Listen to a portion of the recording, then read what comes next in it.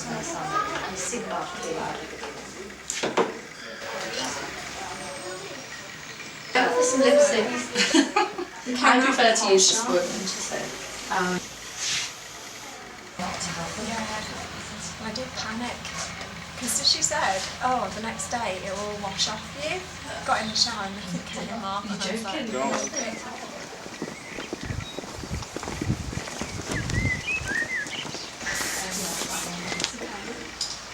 Because it was not that don't wash it.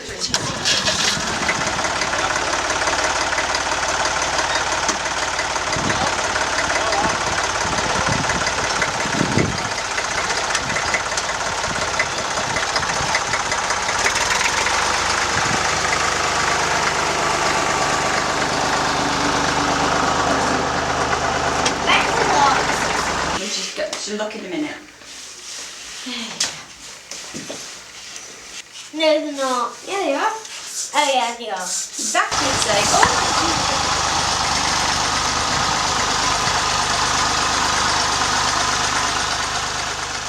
Let us know if you want to drink anything when you get back. Oh, it's not a problem. Oh, it's come off the veil. Naomi? Naomi?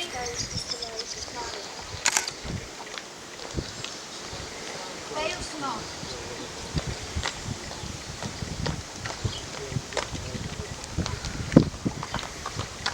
There's cones underneath.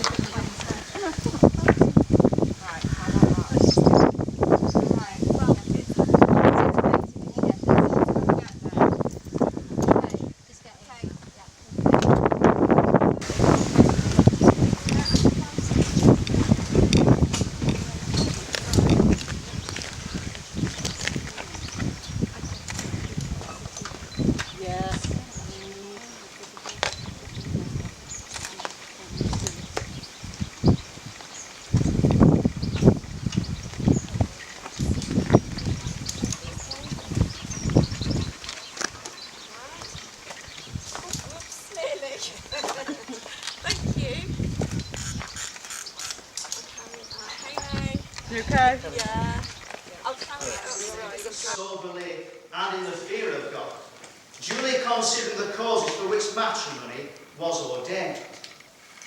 Matrimony was ordained for the hallowing of the union between man and woman, for the procreation of children to be brought up in the fear and nurture of the Lord, and for the mutual society, help and comfort that the one ought to have of the other, both in prosperity and in adversity. Into this holy estate, these persons present come now to be joined. Therefore, if any man can show any just cause why they may not lawfully be joined together, let him now speak, or else hereafter forever hold his peace. If any of you is aware of any just impediment to this marriage, you are to declare it now. I require and charge you both, in the presence of God, that if either of you know any reason why, according to the law of the church or of this land, you may not be joined together in marriage, you now make it known. We begin by remain standing and sing our first hymn, which is a reading from the New Testament, from Corinthians chapter 13. I may speak in tongues of men or of angels, but if I have no love, I am a sounding gong or a clanging cymbal. I may have the gift of prophecy and the knowledge of every hidden truth. I may have faith enough to move mountains, but if I have no love, I am nothing. I may give all I possess to the needy. I may give my body to be burned, but if I have no love, I gain nothing by it. Love is patient and kind. Love envies no one, is never boastful, never conceited, never rude. Love is never selfish, never quick to take offence. Love keeps no score of wrongs, takes no pleasure in the sins of others, but delights in the truth. There is nothing love cannot face. There is no limits to its faith, its hope, its endurance. Love will never come to an end. Prophecies will cease, tongues of ecstasy will fall silent. Knowledge will vanish, for our knowledge and our prophecy alike are partial, and the partial vanishes when wholeness comes. When I was a child, I spoke like a child, thought like a child, reasoned like a child. But when I grew up, I finished with childish things. At present, we see only puzzling reflections in a mirror, but one day we shall see face to face. My knowledge now is partial. Then it will be whole, like God's knowledge of me. There are three things that last forever: faith, hope, and love. And the greatest of the three is love.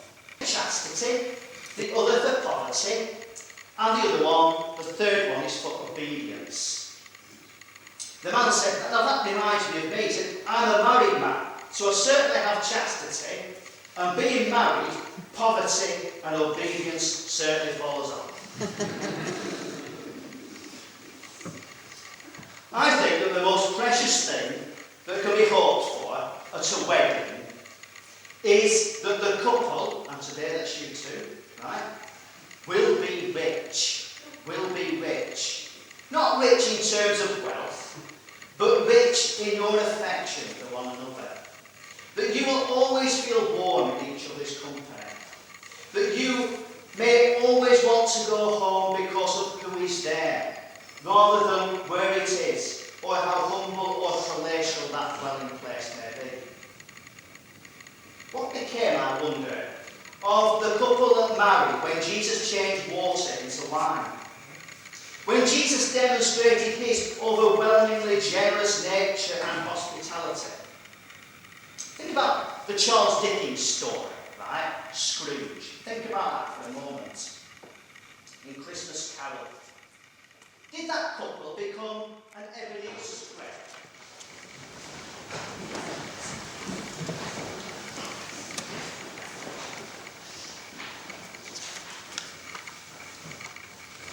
Almighty and everlasting God, strengthen these your servants, Andrew and Sarah, with your grace, that they may keep the promises they have made in your presence. Lord, in your mercy, hear our prayer. Let your peace be in their home and your blessing upon it. Lord, in your mercy, hear our prayer. Bless their marriage with the gift of children. Help them to be responsible parents and give them wisdom, love and patience to bring up their children in the Christian faith. Lord, in your mercy, hear our prayer. Enable them to bear one another's burdens and share one another's joys, that they may fulfill the law of Christ. Lord, in your mercy, hear our prayer. Make your love known through them and their home, that your holy name may be glorified. Lord, in your mercy, hear our prayer. And we say together the prayer that Jesus taught us. We say together the Lord's Prayer. Our Father, who art in heaven, hallowed be thy name. Thy kingdom come, thy will be done, on earth as it is in heaven. Give us this day our daily bread, and forgive us our trespasses, as we forgive those who trespass against us. And lead us not into temptation, but deliver us from evil. For thine is the kingdom, the power and the glory, forever and ever. Amen. The peace of God, which passes all understanding, keep your hearts and minds in the knowledge and love of God, and of his Son Jesus Christ our Lord. Bendith Diw a llachiad, a tad, a mab, a ysbryd glân, a fo ein eithlyth ac a drigo gyda chwi yn wastad. Amen. We will now retire to the registry, which is just over there, to sign the register.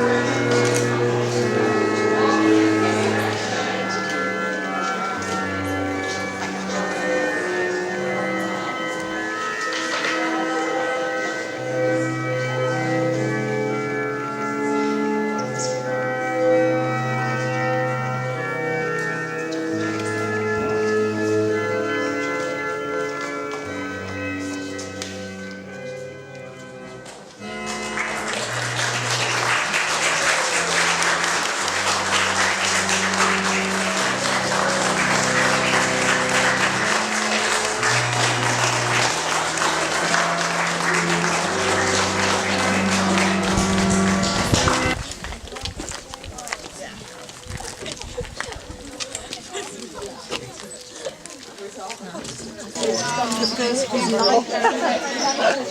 You'll also be drunk by the time you get back. It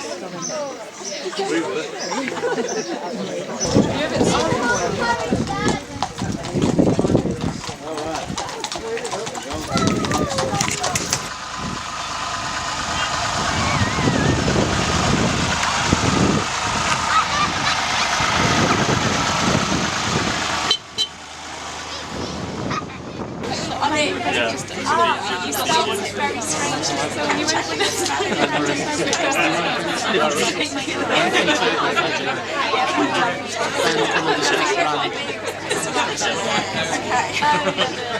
Pleased to meet you. Congratulations. After the lunch. Oh, I'm sure. Don't tell anyone to my wife. Oh, she doesn't know. Probably not. All right, good.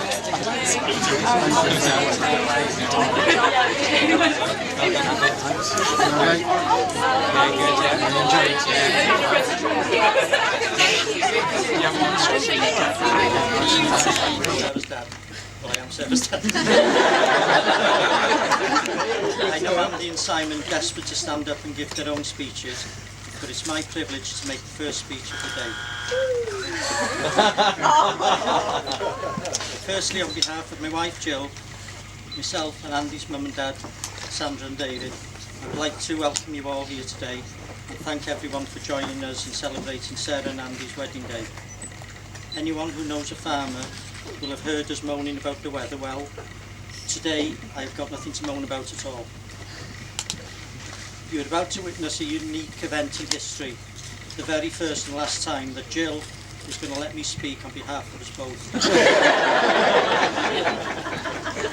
Well done. My speech today will be a bit like a mini skirt. Long enough to cover the essentials, but short enough to hold your attention.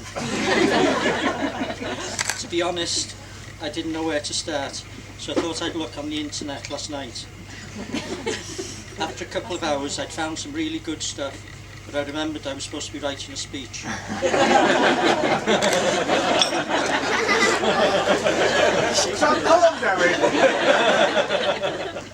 Before I start, there'll be plenty of toast over the next few minutes, so ma'am, don't down it all in one. It doesn't seem very long ago that Sarah was crawling along the floor on all fours, but I won't say any more about her 18th birthday. I'd like to say how beautiful Sarah is looking today, and Andy doesn't look too bad either.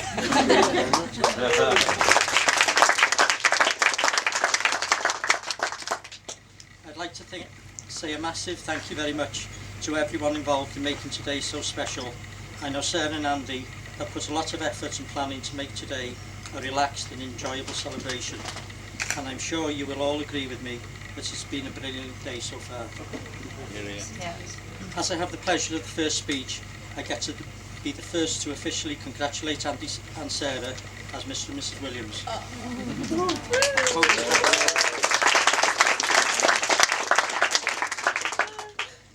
And I hope they have a long and happy marriage together.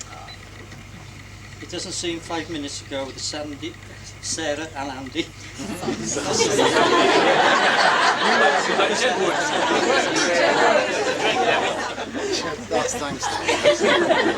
It doesn't seem 5 minutes ago that Sarah and Andy returned from their trip to America and announced their engagement. Andy had gone to a lot of trouble to keep it a secret from Sarah.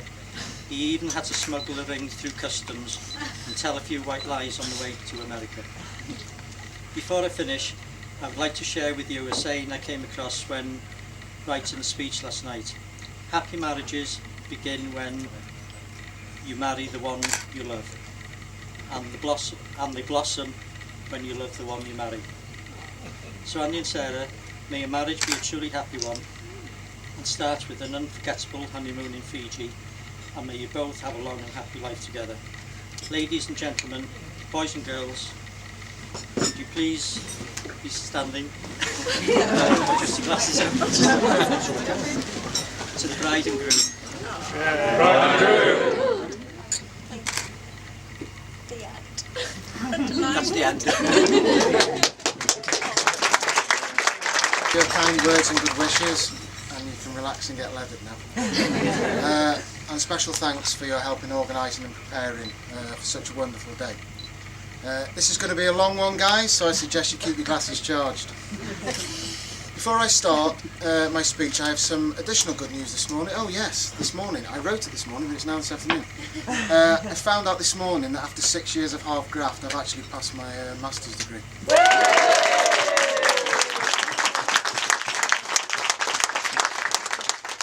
So there's a tear in my eye. Right, honoured guests, family, friends, colleagues, gypsies, vagabonds, Glenn. My wife and I would like to extend a warm welcome to you all here today, and a big thanks to all of you for joining us in what is quite possibly the best day of our lives. We know that some of you have travelled a long way to be here, and it's very much appreciated. It wouldn't have been the same without you. In fact, it would have been a lot cheaper. Over the endless painstaking minutes that I spent researching the groom's speech, I realised that my duty was mainly to thank a whole load of people.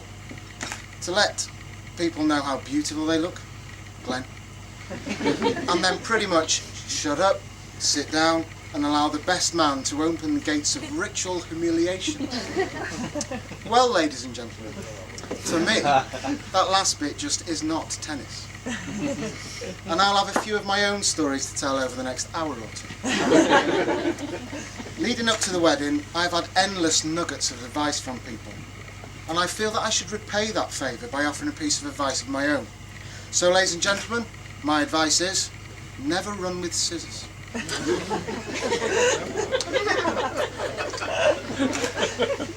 I'd particularly like to thank Sarah's mum and dad, Jill and Dewi, for raising such a beautiful and caring daughter. Without you, it would not have been possible. Think about it. I would also like to thank... Yeah, well done there. I would also like to thank you for welcoming me into your family and treating me like the son you never wanted. Oh, had. I meant had. It must have been a typo. I'd also like to thank Tudor, Sarah's brother, for making me feel welcome and occasionally allowing me to beat him on a bike ride because he feels sorry for me. I feel that Tudor and I have become good friends over the years, and he is now one of the first names on the list when there's a rugby trip being planned. However, I could not move on from Sarah's family without mentioning May, Sarah's 9, who is just simply ace. Thank you, May, and thank you for welcoming me into your family. A groom's speech would not be complete without thanking my parents, mum and dad. As I'm sure you agree, they did a marvellous job in raising their son. I'm sure the pride that they are feeling today only just exceeds the time I nearly burnt the house down when we removed one of the chimney breastings, and just slightly pips the time I drove straight through the garage doors with my new go-kart. Sarah and I would both like to thank my parents for their help in preparing for today. Apart from my wife, there are two other beautiful ladies here today, and I'm sure you agree that both mothers look radiant. We do have a little something for both mothers to thank them for everything they've done for us.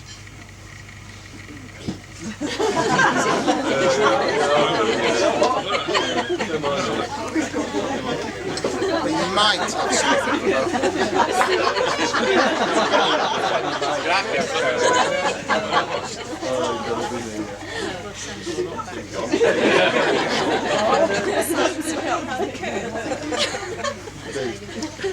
for just amuse yourselves.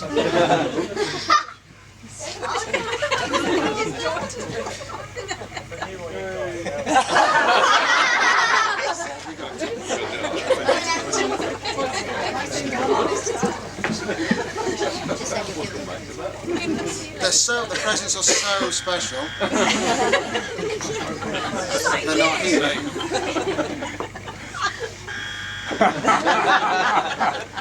You are free. We'll move on. Simon, bring them all through. Oh, get curtains ready.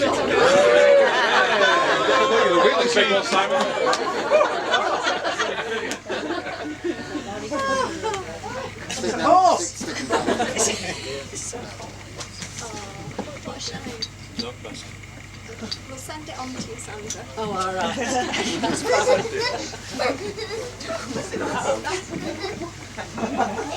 Note to self, erase the last sentence. All right on the press.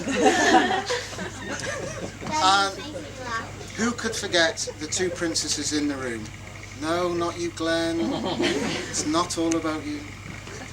Heidi and Phoebe have done a wonderful job today, and we are very grateful that they could play a part in our wedding. Yes.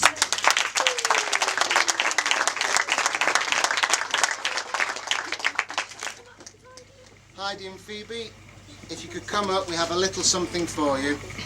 And if you could also bring your mums up, we have a little something for them to say thank you as well.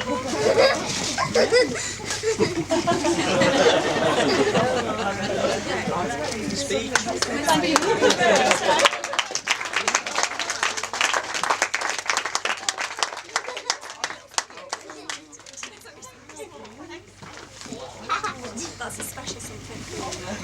I get to hear my moon. I've got one too. Ladies and gentlemen, my only real toast of my speech, if you could be upstanding so we could toast the bridesmaids.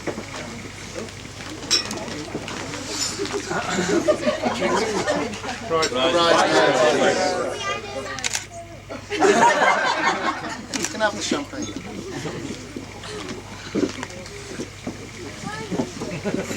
We have a few other people to mention today. Firstly, I know it isn't traditional for the groom to talk about the stag do's. But as one of them was more of a hen do, I think I can get away with it. There's a particular person in the room today whom both Sarah and I need to thank. Sean, the person that's sinking in the seat over the back there, is my work colleague, and she took it upon herself to organise a night out with me and some of the people from the ward. Prior to the event, I had confided in Sean, my confidant, that I was not the sort of person, I'm sure you'll know this from the website, who would want to be dressed up in the middle of Chester to look like a fool. Sean respectfully took this information on board, totally ignored it, dressing me up in an inflatable cowboy suit within 5 minutes of me arriving. She then arranged for a lovely meal, followed by an evening of Mecca bingo. I've only just got the Dobber ink off me, and the less said about that the better. She then kindly had brought me a pink bride-to-be sash for me to wear with L plates. And in the spirit of trying to keep it stag, she had brought all the girls stick-on moustaches to wear. Sean, I thank you for respecting my wishes. And Sarah thanks you for not shaving, piercing or tattooing. If you'd like to come up, we have a little small something to say thank you.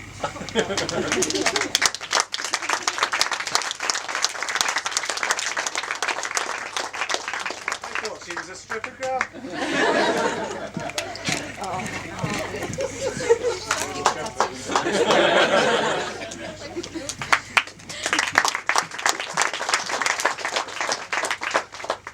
We'd also like to say a big thank you to John and Josh for all their hard work in preparing the fantastic tractor and trailer that delivered me safely to the church. We very much appreciate the hard work you've put in to get it ready on time. And we also have a little something to say thank you if you'd like to come up.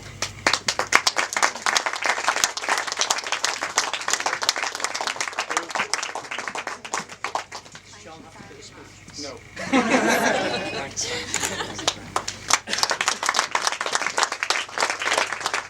I told you it'd be long. I'm only on page 2. Thanks also needs to go to our 3 ushers, or for the more eagle-eyed amongst you, 2 ushers and 1 page boy, Glenn.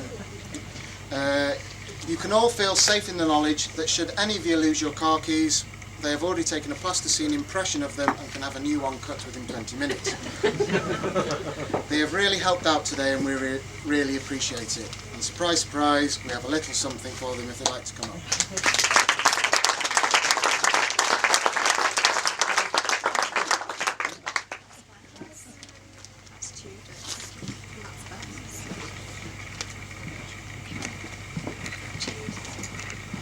Thank you. I'll bring it back.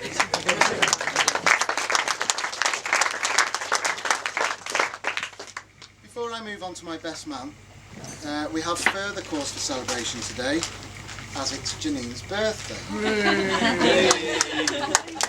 We have a little gift for you if you'd like to come up. And ladies and gentlemen, if you could join us in a rendition of Happy Birthday for the birthday girl. Happy birthday to you. Happy birthday to you. Happy birthday, dear Janine. Happy birthday to you.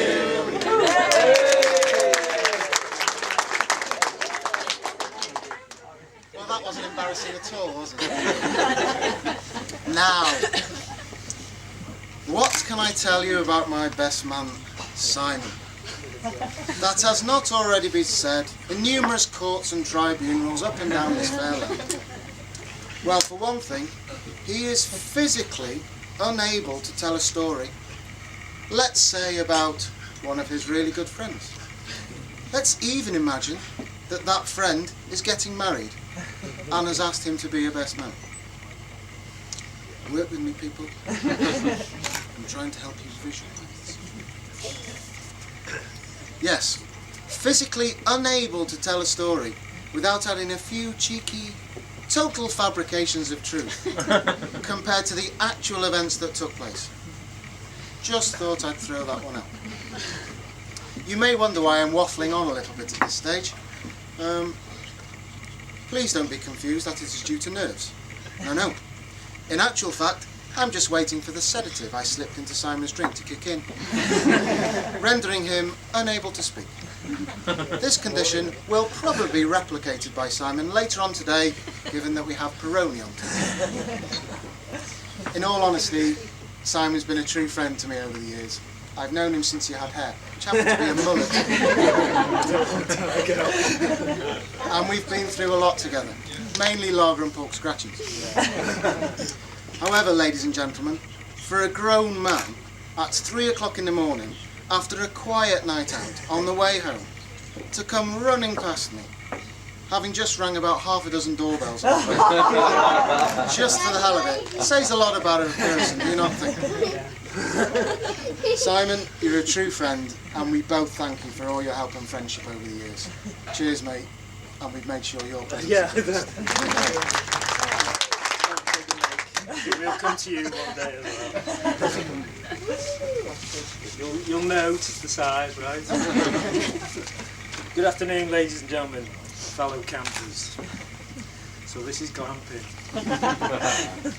I have prepared a bit of speech, but unfortunately I made a mistake of giving it to my wife to look at, and she's edited it. So this is all I have left.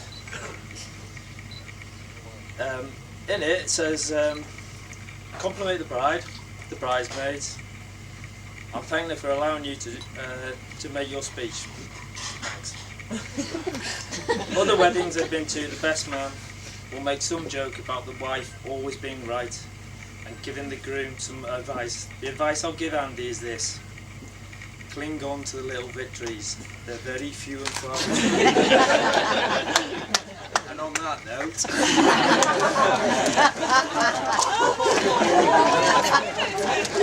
look out.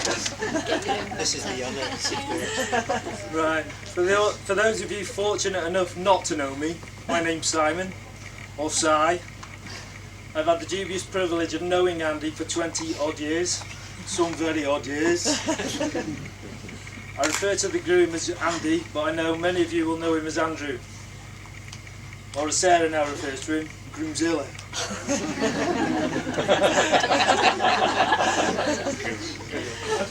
I'm not particularly keen on making speeches, but being married myself, this is the first chance we've had to see if my voice still actually works.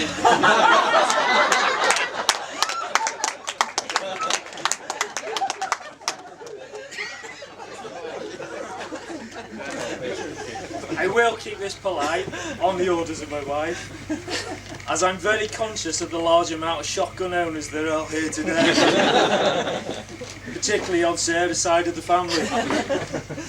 And on that note, Sarah, you look gorgeous today. As do the bridesmaids, Heidi and Phoebe. No one ever mentions the ushers, so what the hell. Glenn, Ben and Tudor, you look lovely too. Now I feel like I only met Sarah last week. I wish it had been last week because it was actually on my 40th birthday. She looked just as stunning then as she does today, so it came as no surprise to me at all when Andy told me that a few years ago that he was planning to propose to her. What did come as a bit of a surprise though was how quickly Sarah actually agreed. But then Andy did let me in on his secret. Prescription medication. I imagine next week Sarah will wake up on a beach in Fiji wondering how the hell she got it.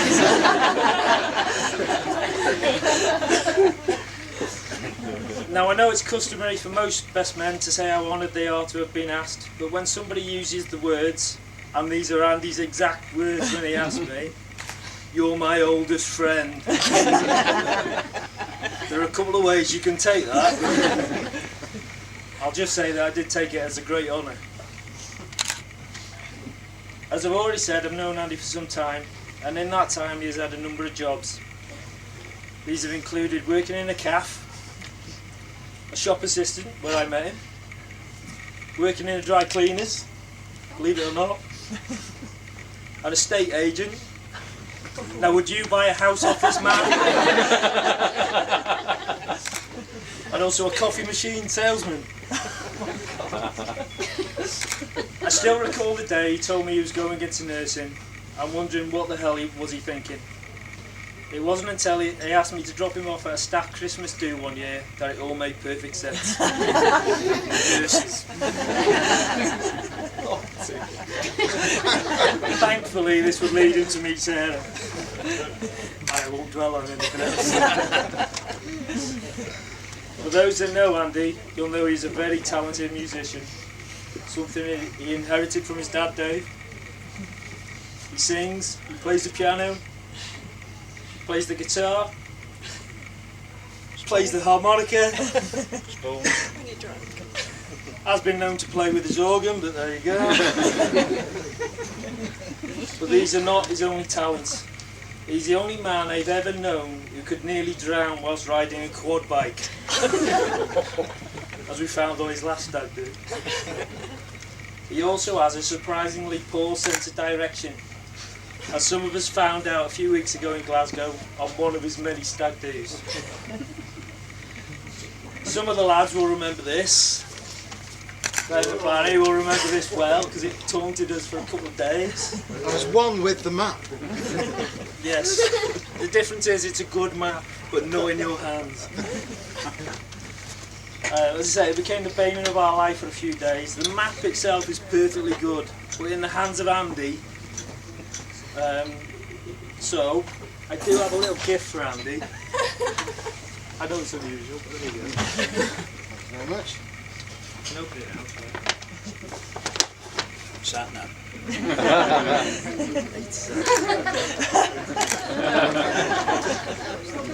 I don't know what he's talking about. Now Andy had said to me when he asked me to be his best man that I wouldn't have to organise anything at all, as he wanted to sort the stag do's out. And he was good to his word, he sorted out all the stag do's, I didn't have to sort anything out at all. But I suspect that this is probably due to the fact that he knows me so well and how poor I am at arranging things. I mean, if the wedding had been left to me, they'd probably have ended up getting married in a tent in the middle of a field, and we'd be going to the church or a tractor.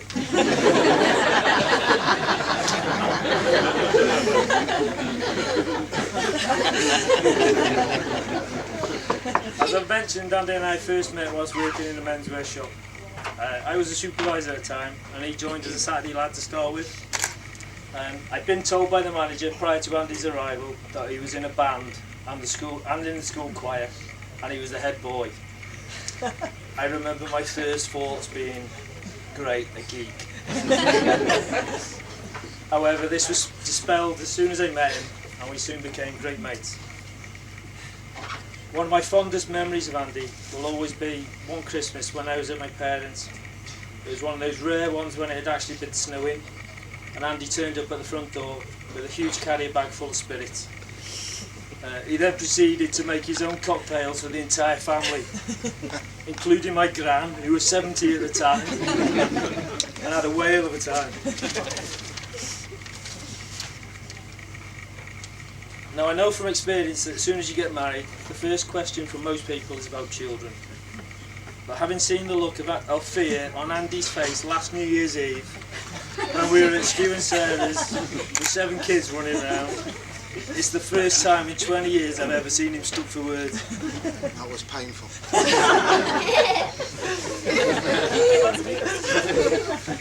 Now I can quite honestly say, having known Andy this long, that he is an absolute prince among men. And I am so glad he has finally found his princess. I thank you for your time. I could go on all night, but the bar is beckoning.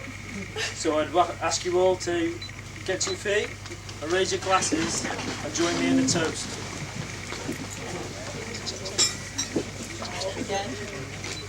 May your love be modern enough to survive the times and old-fashioned enough to last forever. Ladies and gentlemen, Andy and Sarah. Andy and Sarah.